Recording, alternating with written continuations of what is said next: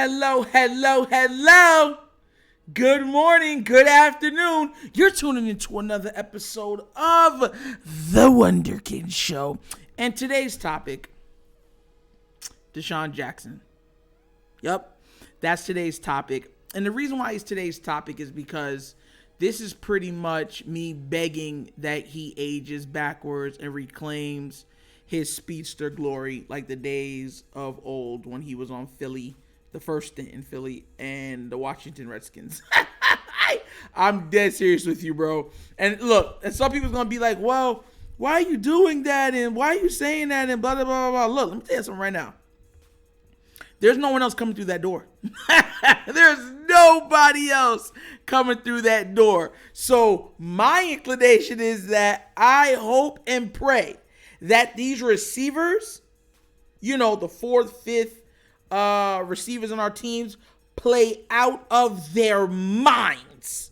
Literally, I need likely to turn into a Hall of Famer. Like, straight up. Everyone's going to be like, oh, that's wishful thinking. Well, I'm thinking very wishful then. Because that's what we need. Look, asking a player to be special, absolutely Hall of Fame worthy for one or two games, that's one thing, right? Even, matter of fact, one game, that's one thing. But to ask that player to do it in the playoffs for, it would be 4 straight games, is a tall task. A tall task. Especially when he doesn't have all his weapons at his disposal. So Desean Jackson, the reason why I'm bringing him up is because, look, at the end of the day, he can still run. I'll never say he can't. I'm hoping the best for him. I hope that he comes out there, plays amazing, absolutely dominates. My problem that I have with Desean Jackson is not so much that I don't believe he can't run. I still believe he can run. I still believe he can run routes. I still believe he can get out there. But the problem is, can he stay healthy? And look, I'm going to go through something so y'all understand where I'm coming from, okay? Just in case, so y'all think that, oh, Nitro, he'll be fine. Okay, so from 2015, which is about 8 years ago, all right, he played 9 games out of 16. The year after that, right, he had 15 out of 15 games started. The year after that, he joined Tampa Bay. He went 14 out of 13. That's 2017. Then 12 games. He only played 10. Then it went from there back to Philly, where he only did 3 games. The very next year in Philly, he only played 5 games. And then he went to the Rams and only played 7 games. Now look, like I said, even during the games that he played, his averages per catch was like 18.9, 17.7, 27.6. So he could still fly. Look, the man still got wings. He's not normal. He could run like the wind. Like, what was that one thing? Ride like the wind. Like, he could do that. But the problem is that can he do that for the rest of the season and also the playoffs? Because that's what we're going to need him to do. Now, here's the thing. If Desean Jackson can stay healthy, right? It's a tall task. Then maybe. But that is such a big maybe. You're asking him to turn into Benjamin Button. You're saying, yo, Desean, age backwards. My bro, 35 is the new 25, my bro. Oh, those aren't gray hairs, bro. No. Those are white hairs turning black, bro. Like, that's the mindset pretty much that's going down right now. Because we all know that he is a very seasoned, and I'm emphasizing the word seasoned veteran. Now look, hopefully he's still explosive. Hopefully he can still glide, but those hamstrings, those soft tissue injuries have made the end of his career very sporadic, to say the least. And here's where that's a problem, because we're depending on him, right? Now, they said that Demarcus Robinson, I believe, is slightly banged up. Like, yo. And I was sitting there like, this can't be real. Because who do we have left? Like, I don't want to hear, oh, Tylan Wallace is enough. Like, I don't want to hear Prochet is enough. Look, I think Prochet could be good. But as a number one, no! Like, yo, I'm sorry, no. Duve, listen. Duve is a great weapon to be used in different facets of the game. But to say he's going to be your number one receiver is a tall task. And I thought D-Rob would step into that number one receiver role, and then Duve would be wide receiver number two. And D-Rob, you know, as much as he's not a big name, he did show that he can move. He has fluid movements of the hip. He can get in and out of his breaks efficiently and effectively, and he can get his butt downfield. And he can make people miss. That one person that's guarding him, he can make him miss for extra yards. That's a positive. But if he's hurt, Jesus Christ, what are we going to do? Like, yo, listen, I was on here and I just couldn't believe it. I was like, no. This got to be a lie. And I was like, this has to be a lie, because if he's hurt, holy crud, what are we going to do? And that should be very, very scary for everybody here, because it's like, yo, you know what I'm saying? For the third straight day, yeah. DeMarcus, who was added to the injury report Friday, was absent from practice Saturday. That's from your boy Jamison Hensley. So I'll read it. I'll read the tweet. So the tweet. I'll read it out for you so you understand where I'm coming from. For a third straight day, Ravens tight end Mark Andrews, shoulder and knee, and running back Gus Edwards, hamstring, did not practice. Wide receiver Demarcus Robinson, who was added to the injury report Friday, was also absent from practice Saturday. Ravens play at Saints on Monday. That's what's going on. So we might be going to this game without Bateman, without DeMarcus, without Mark, without Gus. And y'all listen, I hear people in the flat being like, yeah, we have enough, we'll be okay. If this was the defensive side, would we be okay? Would y'all be like, oh yeah, we're good? No, you wouldn't. And that's what's so frustrating. Please, God, let D-Rob heal up. I don't want to see what this team looks like without Demarcus Robinson, Bateman, Mark Andrews, and Gus. I do not want to see it. Y'all might want to be, I'm curious to see if likely could be amazing. No, I'm not trying to see that. You get where I'm coming from? I want to make the playoffs, win our division, and hopefully try to make a push to win the AFC, have a bye, give our guys some extra time to get healthy, and then make a push for the Super Bowl. Because if we get the first round bye, that's only 3 games we gotta win, and the trophy's ours. You get what I'm saying? You know what I mean? Like, that's where I'm at this. I'm dead. That's where I'm at. 3 games, title's ours. Let's celebrate. Pop out the bottles. Like, that's what I want. So, listen, man, I don't even know what to say about this. Every year, the Ravens for the past 3 years, injuries have just did us dirty. Like something has to be done, because there's no way we're being injured at this rate consistently. We're consistently injured at this time of the year for the past 3-4 years. And look, here's the kicker. Here's the kicker that everyone doesn't understand.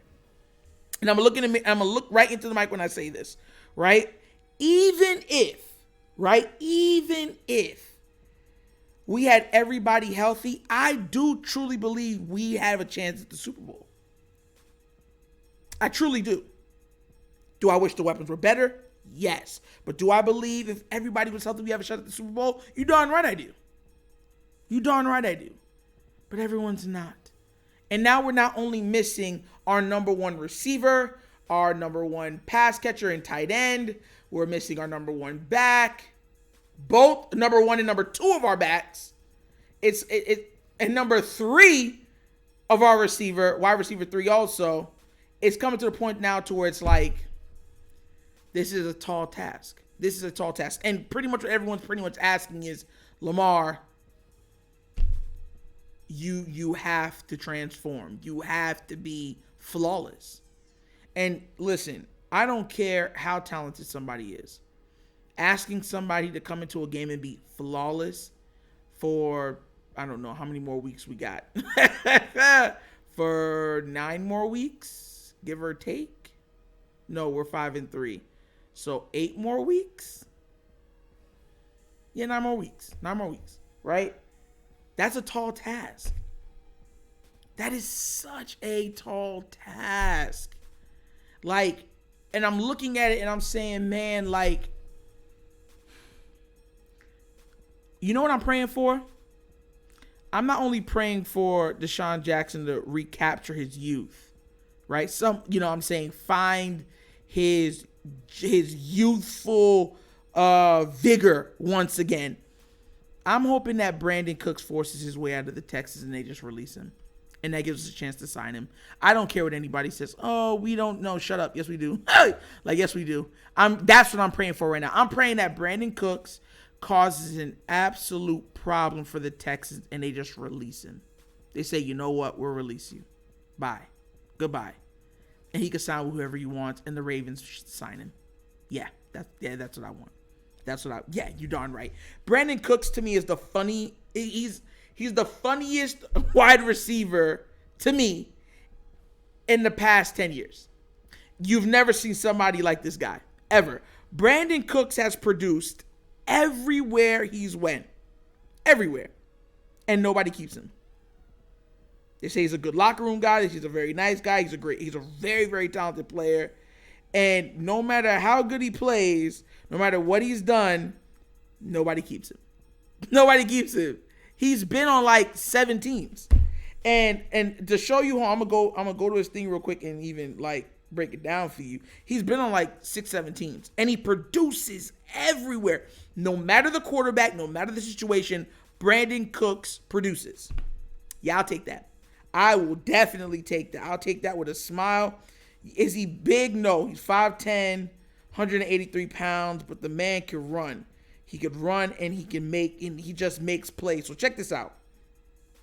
So Brandon Cooks, his first season was 550 yards receiving. In New Orleans, his second season, 1,138 yards, right? 1,173 was the second. Then he goes to New England for 1,082. Then he goes from New England to the Rams. It goes 1,204.